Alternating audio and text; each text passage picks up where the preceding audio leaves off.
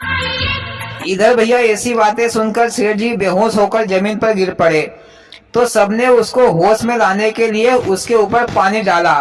तो सेठ जी थोड़ा होश में आए और बल्लाने लगे कि हाय मेरे 10,000 रुपए, हाय मेरे 10,000 रुपए। फिर से वे जमीन पर बेहोश होकर गिर पड़े। तो नवाब के लड़के ने पूछा मुनीम से कि भैया सेठ जी ये 10,000 रुपए बोल रहे हैं, क्या बात है।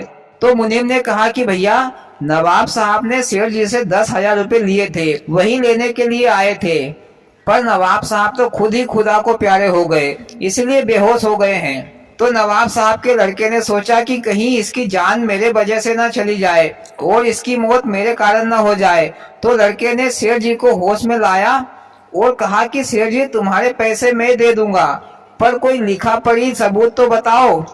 तो सेठ जी ने कहा कि भैया लिखा पढ़ी मैंने नहीं की, क्योंकि इतने बड़े नवाब साहब से मैं लिखा पढ़ी करता तो उनकी शान को चोट पहुंचती, इसलिए बिना लिखा पढ़ी के ही मैंने पैसे दे दिए थे।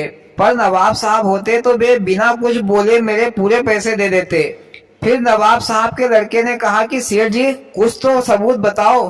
तो सेठ जी ने कहा कि भैया आज रात को 12 बजे नवाब साहब की दरगाह पर चलना, वहाँ पर नवाब साहब खुद बोलेंगे कि पैसे लिए थे या नहीं लिए थे। फिर सभी लोग भैया रात के 12 बजे का इंतजार करने लगे।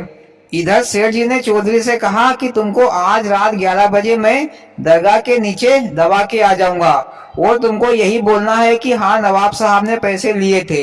पर चौधरी ने भी कहा सेठ जी से कि कहीं ऐसा न हो कि तुम मुझे दरगाह के नीचे दबाकर अपना काम बनाकर सारा पैसा लेकर यहाँ से रफू चक्कर हो जाओ, आधा हिस्सा मेरा भी रखना। तो सेठ जी ने कहा कि भैया